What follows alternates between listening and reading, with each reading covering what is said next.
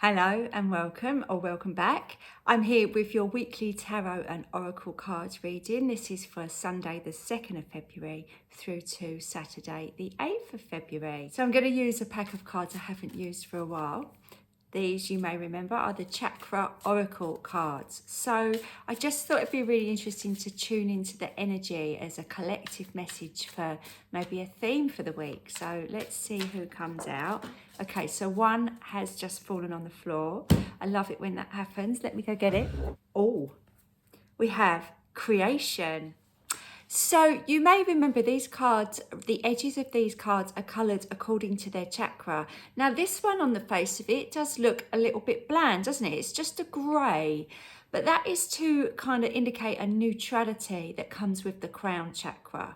So I feel that the reason it's this kind of, there's a lot of white and misty kind of energy on this card, and I do feel that's very much like when we are letting go of control, letting go of judgment, and allowing ourselves to blend with the energy outside, the universe, and spirits that are maybe trying to send us messages in some way. The lady in this card is a shaman. I feel like this is really relevant as we move into February because the energy has definitely shifted. I do feel a lot of us have been doing some very deep inner work during January, certainly through this Mars retrograde that started at the end of last year. And I feel like we're coming to the end of it and understanding a little bit of why we're here and what we're here to do. Creation, obviously, that is when we start acting on those messages, isn't it? Or those feelings. But I'm going to read a little bit from this book because I said to you this was kind of theme. So there's some questions which relate to these cards. Personal inquiry. Am I waiting for someone's permission to create my life? What do I need to see in order to claim my own gifts? And the key ideas for this card: opening to magic, which I know a lot of you are open to, lasting transformation, divine feminine, awakening creativity, finding your muse, and owning your own gifts. And it's very interesting because I know we had the theme of being ourselves, and sometimes when it shifts, other people don't see it. When we're tapping into our divine feminine energy, we're working with the seasons, we're working with nature, and the slowness that a lot of us have felt at the start of this year is how we're supposed to be in the midst of winter, which I know a lot of us are. Or, even if you're in the summer, if you're in the southern hemisphere, you're meant to be kind of just relaxing a little bit at that time and not working so hard. It's kind of time for rest if you're in summer or winter in different ways. So I feel that because a lot of us have been a bit slower and done what we're supposed to do, that has opened up this channel. So you may feel inclined to do a bit of meditation this week, or you may feel, that you are channeling messages. Who knows? It's exciting, really, because when you're working on that level, you don't get bogged down with the human ego stuff that can hold us back.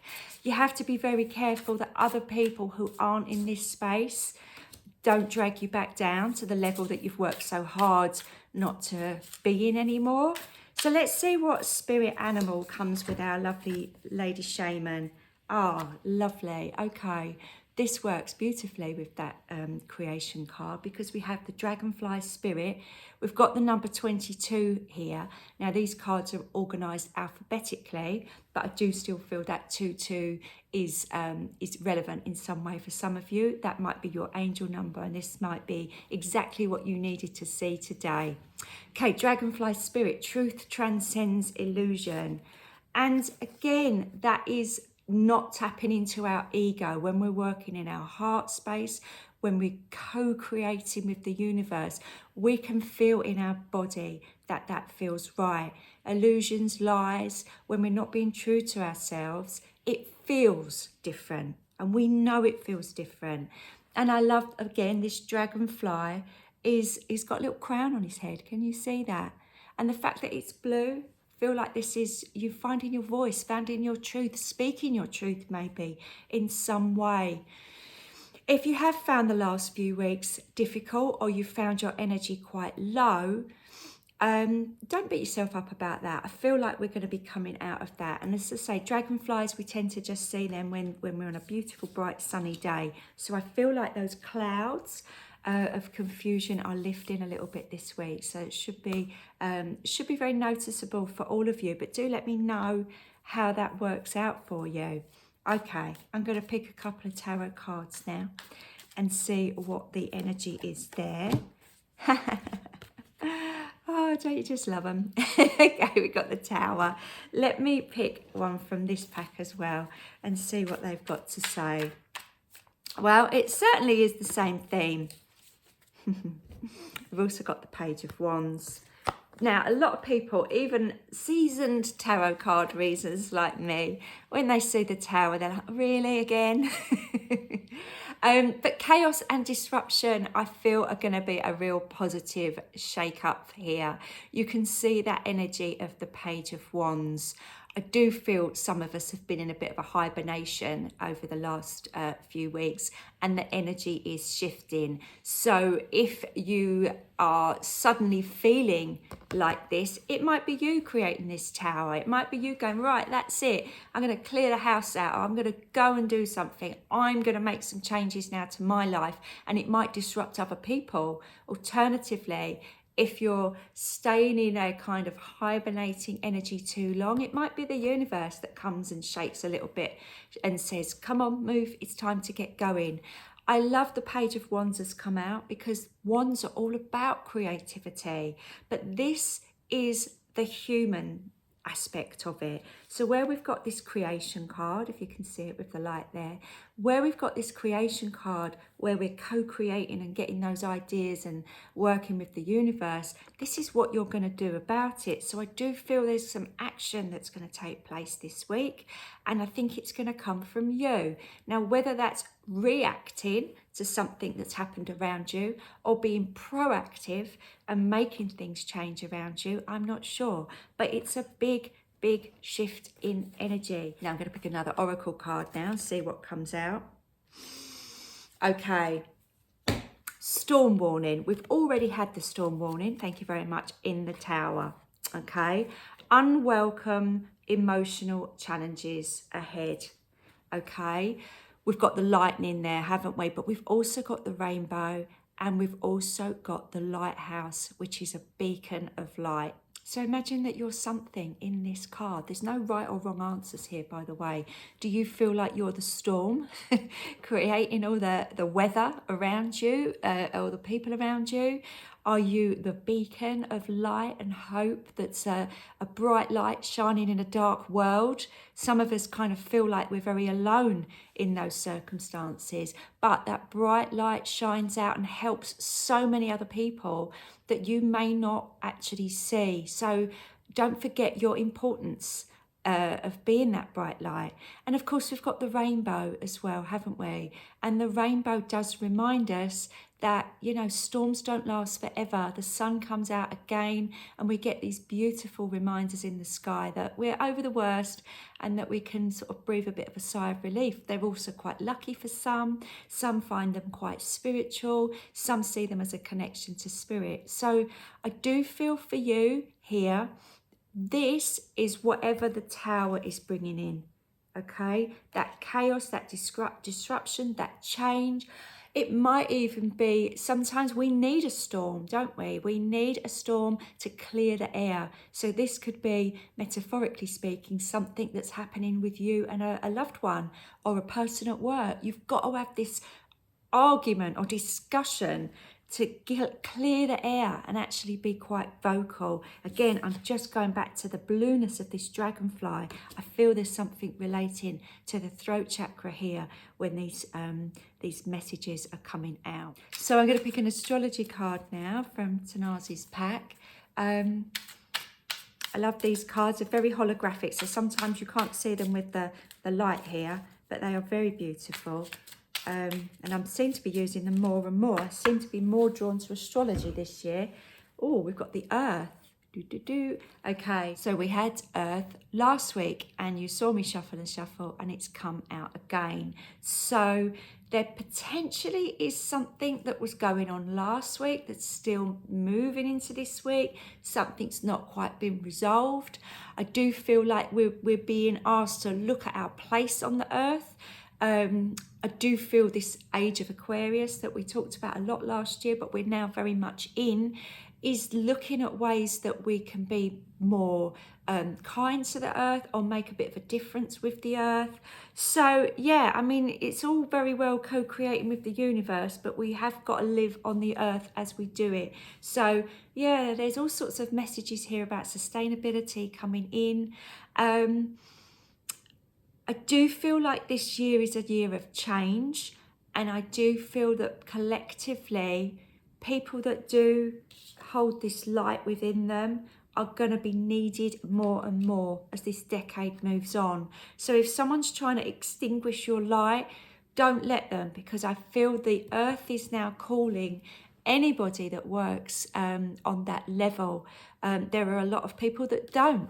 There are a lot of people that are ruled by their ego, very greedy, very into power and the kind of, controlling other people. I'm not mentioning any names, but, there's a few key people in the world trying to create a narrative that a lot of people will easily follow. So we're the ones questioning that narrative now. Perhaps, there's a whole new way of being coming in, which would be lovely, wouldn't it?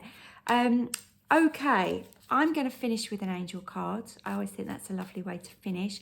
Do let me know if those cards have really resonated with you in some way. It's always nice to hear from you.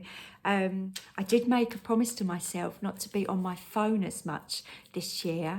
So I don't always reply as quickly as I did now, because I'm sort of after about 8 o'clock, I don't go on my phone. So and during the day, I've got my phone off because of my work. So yeah, it's don't take it personally if it takes me 3 days to reply. Okay, let's see who's coming in. Athena. Oh, I love Athena. Athena in the tarot is like the Justice card. Yeah, so if you have picked the Justice card for yourself, if you could do your own personal sort of tarot readings, then this is potentially a big message for you, so pay attention. It is safe for you to be powerful. You know how to be powerful in a loving way that benefits others as well as yourself. Well, that ties in beautifully with what I was just saying about people in power. At the moment, it looks like the emphasis is on ego-centered people being in power. But, there's a shift coming. And I feel like we, the people that want to give hope and healing and love in the world, are being asked to step up now. So don't let anybody stand in your way of your path if you know it's your true calling.